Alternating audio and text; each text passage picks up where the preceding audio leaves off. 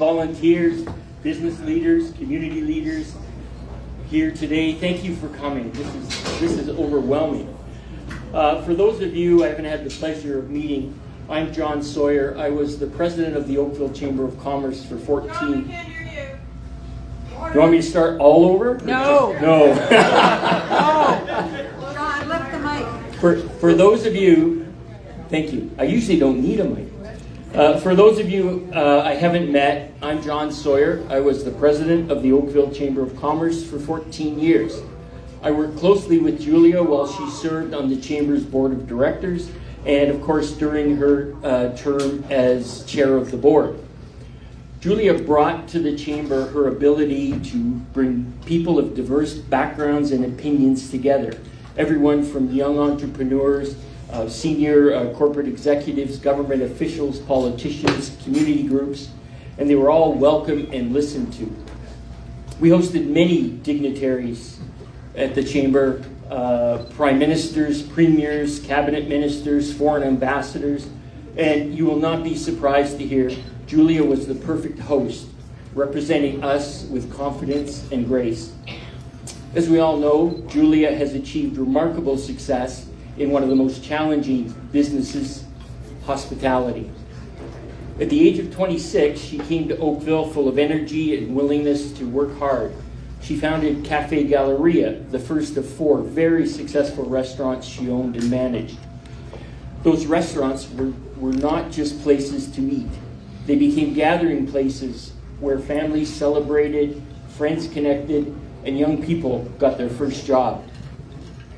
Owning a business means taking risks, creating jobs, managing staff and budgets, solving problems every day without anyone ever seeing the hard work behind the scenes. It requires perseverance, resilience, and handling pressure when times get tough. And it means looking employees in the eye and knowing that their families are dependent on the decisions you make. Julie has done all that and more for 40 years, and she does it with style and poise. Julie is not just a successful entrepreneur. Through the not-for-profit organization she has founded, Healthy Fam and Returnal Gives, Julie has helped children, families, and seniors build a better relationship with food and with each other. Julie's been recognized for her contributions to the community. She was awarded the Queen Elizabeth Diamond Jubilee Medal for her commitment to healthy living in Canada. She was named a Paul Harris Fellow by Rotary for her work in the community. And she was the recipient of the Community Builder Award from the Oakville Awards for Business Excellence. Julia's community service reflects the kind of person she is. She believes community is not built by speeches and slogans. It's built through action. It's built through showing up. It's built through creating spaces where people feel included, supported, and valued. Years ago, I read a book entitled Ideas and Words Are a Dime a Dozen, but the person who gets things done is worth $1 million. That so describes Julia Hanna. She is a leader who has spent decades getting things done in Oakville, building businesses, serving the needs of others, strengthening our community, and giving back to the town she loves. Julia has a vision for Oakville, and I'm honored to introduce her today so she can share that vision with you. Julia.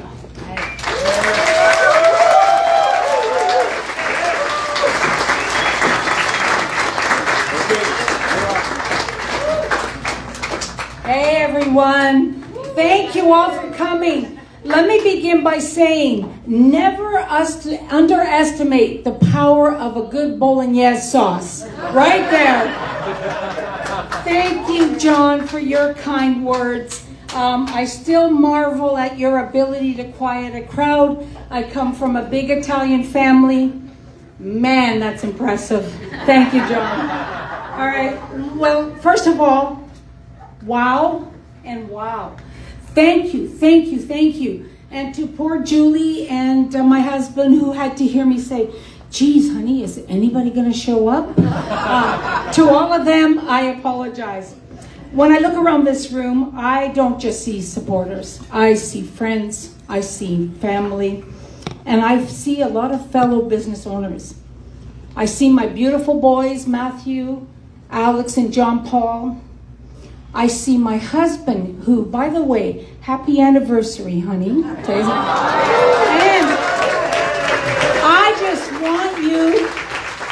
I just want to say to you, look at all the people that showed up to celebrate our anniversary. And what are you going to do next year to top this?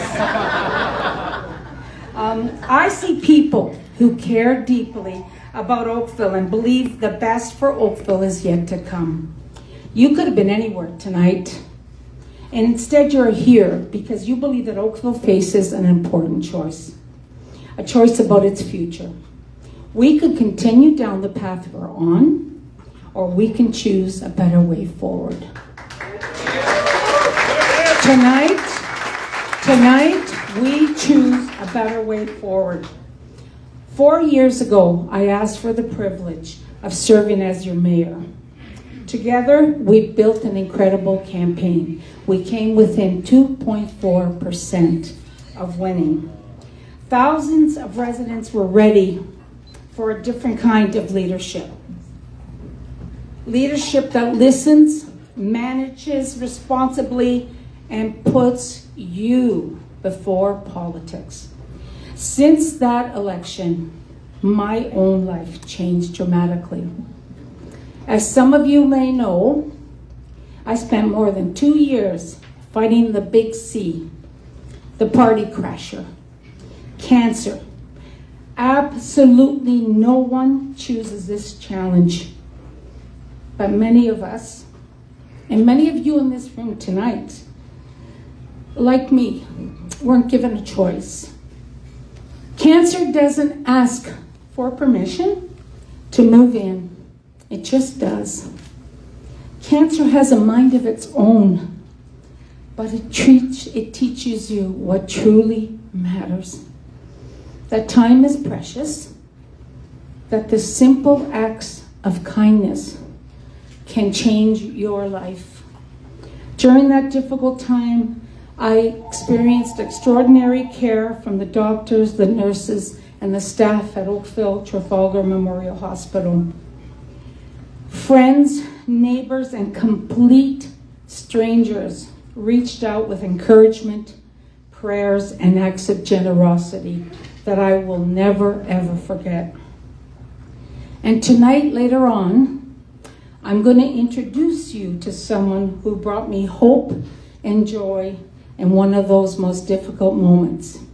I want you to imagine I woke up in my hospital bed after 9 hours of surgery, and I heard a voice of an angel at the end of my bed singing my favorite aria, Nosun Dorma. Colin Brennan was singing to me. Now, I woke up from anesthesia. I look around the room. The nurses are crying. My husband's crying. Everybody's crying. And I'm hearing the voice of an angel. I guess must mean I'm dead. Well, that was an extraordinary act of kindness. And later on, I'm going to have the privilege of introducing him, and we are going to hear him sing. Yeah. Oakville, as we all know, is a remarkable community. We are a town that cares for one another. We celebrate together. We rally together. And when someone falls, we help them back up. That spirit of compassion and resilience is exactly what I promised to bring to Town Hall. Because while Oakville remains one of Canada's greatest communities, we all know something isn't working. For more than 40 years, I've built businesses, created jobs, balanced budgets, and led organizations through some very challenging times. When you're responsible for making payroll, you learn very quickly that every single dollar matters. When you're leading a business, excuses don't solve problems, results do. And that's how I will lead as your mayor. Not with ideology, not with politics, but with common decency, accountability, integrity, and with a relentless focus on delivering for you.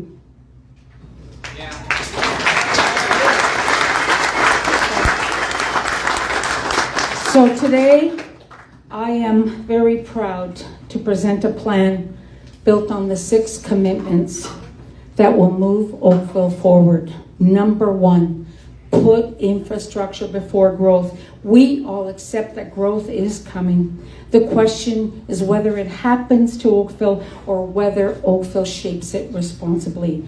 The resident outcry about the 58 stories condos in our midtown are a prime example of these infrastructure issues. Let's make sure that roads, schools, and parks are established before new developments are constructed.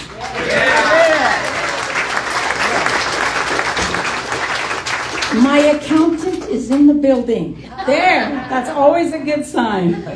Okay, attainable housing. Oakville needs affordable housing. Parents are asking, how are their children ever going to be able to stay in Oakville? And more disturbing even is seniors are being forced to leave and leave their friends, doctors, and family. Number 3, anybody had any traffic issues in Oakville? Okay. Oakville has experienced the frustrations of, anyone has experienced the frustration of sitting on the Dundas or Trafalgar near the GO station, trying to get across town, trying to make it to a hockey practice. Traffic, it's not frustrating. It's a warning sign that the infrastructure is falling behind. We need practical fixes that residents and businesses can feel in their daily lives and routine.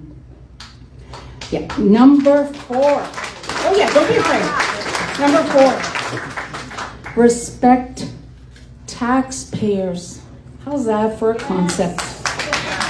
That does not mean cutting the things that people rely on. It means being transparent about costs, disciplined about priorities, and clear about the results. While the town's capital reserves look healthy right now, just look at, my Vanna White is in the building. Look healthy right now. The town's 10-year forecast, take a look. It's a negative in just a few short years. It looks like we're falling off a cliff. Is this responsible governance? Take a peek. This, by the way, this is all town resources. This is all coming from our town. Now, if politicians were running town hall like it was their own business, their own money, they would have greater respect for every dollar spent. I mean, the Oakville Development Corporation posted close to $3 million in net losses since its inception. Why? We have spent $431 million in 5 years in consulting fees and outsourcing. Why? The downtown cultural hub has been a symbol of how the town can spend years studying and spending instead of building. After more than a decade of planning, millions spent on consultants and repeated feasibility studies, the project continues to grow in cost, while taxpayers are still waiting for the results. Why? Here's an example, the best example that we can have this evening. 2025, a budget of $4.3 million was approved to refurbish the town square in downtown Oakville. 2026, do your math, just over 6 months later, it's now going to cost $7.5 million. Why? You were renovating your house, and someone said to you 6 months later that it's going to cost you double. Just let me gauge what your reaction might be to that. And that's what our reaction needs to be, because it is your money. Now, I believe that every dollar should have a job. Every program should have a measure. Every resident should see value. Every dollar we waste is a dollar we take away from our frontline workers and some of them are here tonight. Our firefighters are in the building. Where are they, guys? Let's say a big round of applause to them. Thank you. Every dollar that we can't get back, that is spent needlessly, frivolously, is money that belongs to them, belongs to our police, our EMTs. It's a dollar we take away from supporting local agencies that are committing to reducing the 10% poverty rate among our children. They're committed to reducing the 17% poverty rate amongst our seniors. Number 5, safe and caring communities. We want every resident in Oakville to feel safe from theft and home invasions. That's not a big ask, is it? We expect that our children could walk to school and do so safely. I don't want businesses subject to break-ins. I don't want owners worried about the safety of their employees. And it is important that we fight, we advocate, and ensure that our first responders are adequately funded so that they can do the work they do so that we can feel safe in our town. Yeah. 6, we're going to open up Town Hall. I mean, literally. I don't know if anybody's been there lately, but it looks like a fortress. It feels like I'm walking into Millhaven. Not that I've ever been to Millhaven before. But let's open it up. Let residents and businesses reach the resources that they need for living and working here. Residents want a town hall that's transparent, modern, and easy to engage with. Let's give the town staff the tools they need to say, how can I help you? Instead of come back later. I will establish a lobbyist registry so that there is transparency in any effort to influence the staff or members of council. If someone takes me out to lunch as your mayor, you should know about it. Now, every election comes down to one big question. Who do you trust with the future of your community? I believe Oakville deserves leadership that plans ahead instead of reacting. Leadership that doesn't pave paradise. Leadership that respects every taxpayer dollar. Leadership that welcomes growth, but only when our roads, our parks, and our schools and our services are ready. Leadership that listens. Leadership that is accessible to everyone. Leadership that earns your trust every single day, never taking it for granted. This campaign is not about looking backwards. It's about building forward. It's about ensuring that the Oakville we love today is even stronger for our children and grandchildren tomorrow. An Oakville where growth is planned responsibly, where families can afford to stay, where businesses thrive, where traffic moves, where government is transparent, where every resident feels heard. That Oakville is possible, but it won't happen by accident, and it won't happen just because we wish it was so. It will happen because it's people like you that decide that it is time. So tonight, along with thanking you for being here, I'm asking for your help. Talk to your neighbors, volunteer, pick up a sign, knock on a door with me. I hate door knocking. I'm used to people coming to my door and I feed them a good meal and they say thank you. When you go knock on someone's door, it's a pretty brave endeavor, so thank you, all you door knockers. But it's necessary because people need to see you and know you're out there. And simply, if you just share our vision, That is a gift to our campaign. Because elections are never won by one person. They're won by communities that believe they can build something better together. I believe in you. I believe in Oakville. And I believe our greatest chapter is still ahead of us. Together, we can build an Oakville that grows responsibly, spends wisely, protects what makes it exceptional, creates opportunity for every generation. Tonight, I am asking you to choose a better way forward. So, thank you, and I want to say a special thank you. Now, most people are blessed if they have a right arm supporting them. I have 3. I have Julie, I have Simon, and I have Kinsey, who are behind the scenes. And is that Brienne I see in the building? Oh my God, Brienne's here, woo! Brienne, I don't want to stand you too close to Julie because Brienne was my assistant for many years. And now she works for Paul Sharman at the Burlington Council. So, and she's back. So thank you, Brie, for being here. But thank you. I also want to say a special thank you to 3 remarkable women that are in this room. My mother and my 2 Zias. Where are they? My mother is 88 years old and for 40 years has been making the gnocchi in my restaurants and still comes today to do that. My Aunt Mary, the middle sister, got her first job and she worked on a plant in Abbott Laboratories on the factory floor.